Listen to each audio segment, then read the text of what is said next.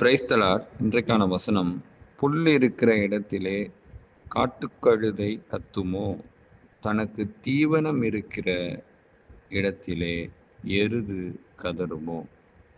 யோபு ஏன் இப்படி சொல்றாரு? ஒரு துன்பத்தை வெளிப்படுத்துறாரு. இந்த கழுதை, காளை அப்படின்னு ஏன் சொல்றாரு? அங்க இது ரெண்டுமே, அங்க புல் இருந்துச்சுன்னா கழுதை சாப்பிட போகுது, காளைக்கு தீவனம் இருந்துச்சுன்னா சாப்பிட போகுது. அப்புறம் ஏன் அது கதற போகுது, கத்த போகுது, தேட போகுது? குறைவு இருந்தா தானே. கழுதைக்கு புல் இல்லைன்னா தான் அப்போ தான் அது குறைவு இருக்கு, அப்போ அது என்ன பண்ணும், தேடும். காளைக்கும் அதே தான், தீவனம் இல்லைன்னா தான் தேடும், இல்லைன்னா அது தேடாது. ஆனா குறைவு அப்படிங்கிற நேரத்துல தான், வேதனை துன்பம் அப்படிங்கிற நேரத்துல தான் அது தேடுமே. அது போல நான் சும்மா இங்கே புலம்பிக்கிட்டு இல்லை, எனக்கு அவ்வளோ வேதனை இருக்கு, துன்பம் இருக்கு அப்படின்னு தன்னுடைய நண்பர்களை பார்த்து யோபு சொல்றார். நாம கூட பேச்சு வழக்கில் நிறைய தடவை பேசியிருப்போம். உனக்கு என் கஷ்டம் தெரியாது, எனக்கு தான் தெரியும், என் இடத்துல இருந்து பார்த்தா தான் உனக்கு தெரியும், என்னுடைய துன்பம் வேதனை எனக்கு தான் தெரியும், நீ ஈஸியாக சொல்லிட்டு போயிடுவ, ஆனால் எனக்கு தான் தெரியும் அதனுடைய வேதனையும் வலியும் அப்படின்னு நம்ம சொல்லுவோம். அது போல தான் இங்கே யோபு சொல்கிறார்.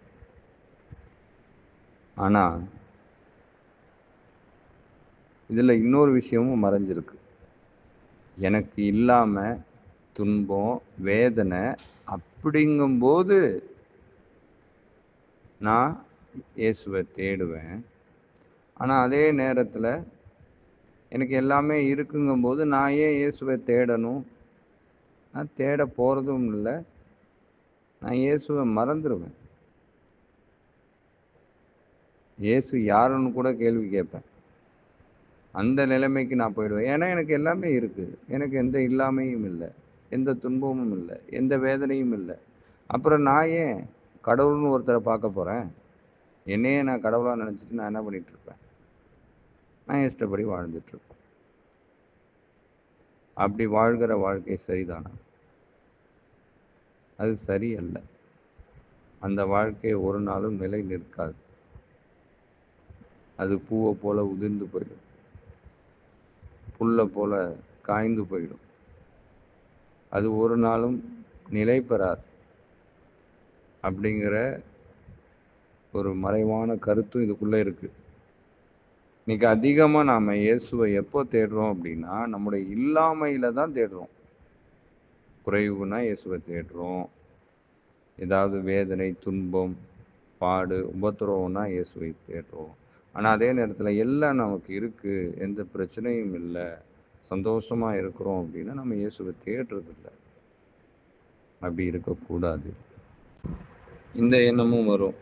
என் சஞ்சலம் நெருக்கப்பட்டு என் நிர்பந்தம் எல்லாம் தராசிலே வைக்கப்பட்டால் நலமாயிருக்கும். எனக்கு நியாயம் செய்கிறது யார்? என் சஞ்சலத்தை விசாரிக்கிறது யார்?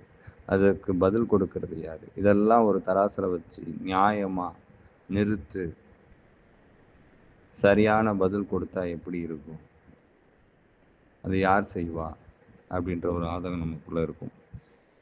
அப்பொழுது அது கடற்கரை மணலை பார்க்கிலும் பாரமாக இருக்கும், ஆகையால் என் துக்கம் சொல்லி முடியாது. இதுக்கு சரியானபடி ஒரு பதில் கிடைக்காம அந்த துக்கம் சொல்லி மாளாது. கடற்கரை மணலை விட பாரமாக இருக்கும், அந்த அளவுக்கு பாரமாக இருக்கும் அப்படின்னு யோபு இங்கே வேதனையோடு சொல்கிறார். யோபு வாழ்க்கையில் நடந்தது நமக்கு தெரியும். அதுதான் அதுபோல் நம்முடைய ஒவ்வொரு வாழ்க்கையிலும் எவ்வளோ விஷயங்களை நம்ம ஃபேஸ் பண்ணிகிட்ருப்போம். நாமளும் இப்படி தான் சொல்லிகிட்ருப்போம். இதுக்கு பதில் தர்றது யார்? இதுக்கு நியாயம் செய்கிறது யார்?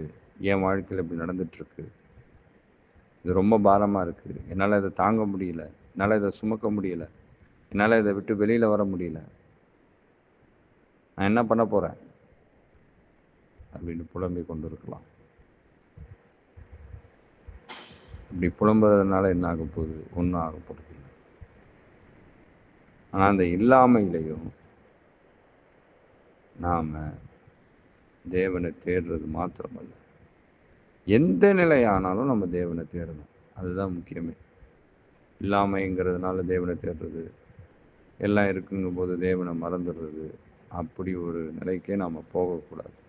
எப்பொழுதும் ஒரே நிலையில் இருக்கணும். பச்சோந்தி போல மாறி மாறி மாறி செயல்பட்டு கொண்டு இருக்கக்கூடாது. இப்படிப்பட்டவர்களை ஆண்டவருக்கு பிடிக்காது. ருசி இல்லாத பதார்த்தத்தை உப்பு இல்லாமல் சாப்பிடக்கூடுமோ?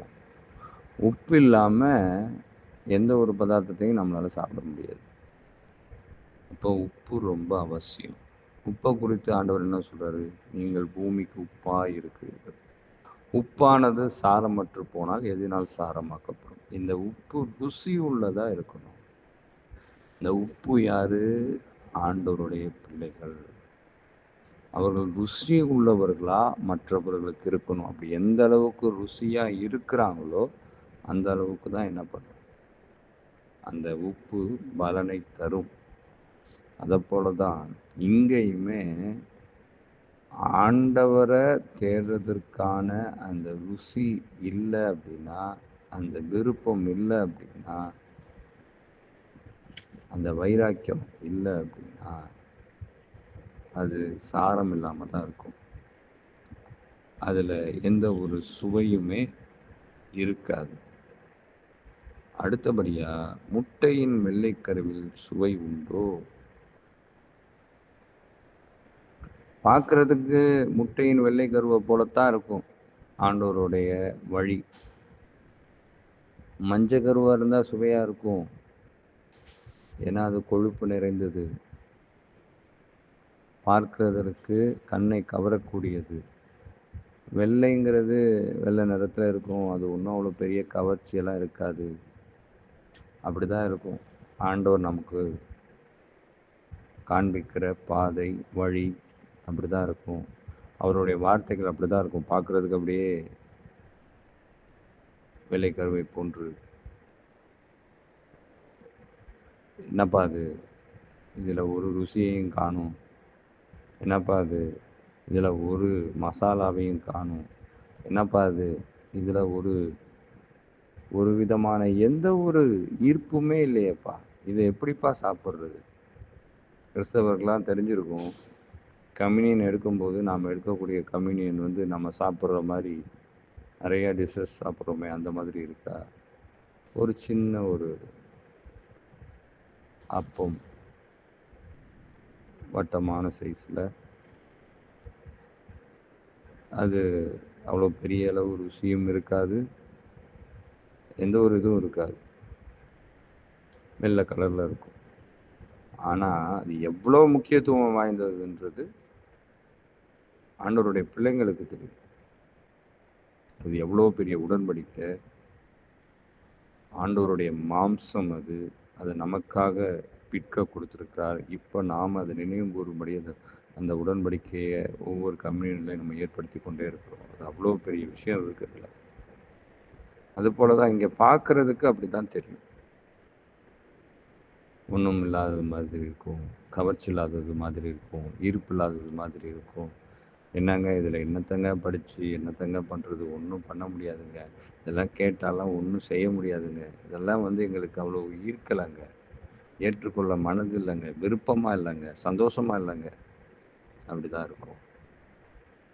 ஆனால் அப்படி நினச்சி நாம் அதை விட்டுட்டோம் அப்படின்னு அதனுடைய பலனை நாம் அடையாமல் போயிடுவோம். அதுதான் இங்கே நிதர்சனம். திருப்தி அடைந்தவன் தேன்கூட்டையும் மிதிப்பான். இதுலேயும் ஒரு மறைவு இருக்கு. திருப்தி, உலக வாழ்க்கையில் நல்ல திருப்தி, உலக வாழ்க்கையில் நல்ல சுகபோகம். அப்படிங்கும்போது அவன் வந்து ஏன் ஆண்டவரை தேட போகிறான்? அவன் ஆண்டவரை தேட போகிறதே இல்லை. தேன் கூடுன்றது அதுதான். தேனிலும் இனிமையானது அவருடைய வார்த்தைகள் அப்படின்னு வசனம் சொல்லுது. தேனிலும் தேன் கூட்டிலும் ஒழுகிற தெளித்தேனிலும் மேலானது. அப்படி இருக்கிறத அவனுக்கு அது கசப்பாக தான் இருக்கும். அவனால் அதை ஏற்றுக்கொள்ள முடியாது. ஏன்னா அவன் உலகத்தில் நல்லா திருப்தி அடைஞ்சிருக்கிறான், நல்லா உண்டு திருப்தி அடைஞ்சிருக்கான். அவனுக்கு இது பெருசாக தெரியாது. இன்னொரு விதத்தில் ஆவிக்குரியவன் எந்த அளவுக்கு ஆண்டவருடைய வார்த்தையாக இந்த தேனை சுவைக்கிறானோ, சுவைத்து கொண்டே இருக்கிறானோ, அவன் சுவைக்க சுவைக்க சுவைக்க இந்த உலக சுவை அவனுக்கு கசப்பாய் மாறும். அதை அவன் வெறுத்து தள்ளுவான். அதுவும் இதில் அடங்கும். அடுத்தபடியா என்ன? கசப்பான பதார்த்தங்களும் தித்திப்பாய் இருக்கும். யாருக்கு இருக்கும்? பசியுள்ளவனுக்கு. பசியுள்ளவனுக்கு தான் இந்த கசப்பான பதார்த்தமும் தித்திப்பா இருக்கும். இன்னைக்கு ஆவிக்குரிய பசி உள்ளவனுக்கு தான் அது தித்திப்பா இருக்கும். ஆவிக்குரிய பசி இல்லாதவனுக்கு அது கசப்பா தான் தெரியும். அவனுக்கு அது தித்திப்பா தெரியாது.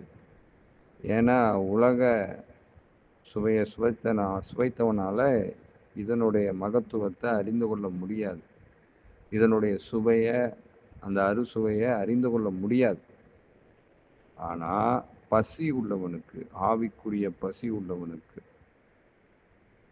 வேத வசனத்தின் பசி உள்ளவனுக்கு, இயேசுவை குறித்த பசி உள்ளவனுக்கு அது தித்திப்பாகத்தான் இருக்கும். தான் யோபு சொல்ற விஷயம், 2 விஷயம் இருக்கிறதுல. ஒன்று உலக பிரகாரமாயும் இருக்கு, 2வது ஆவிக்குரிய காரியமாயும் இருக்கு.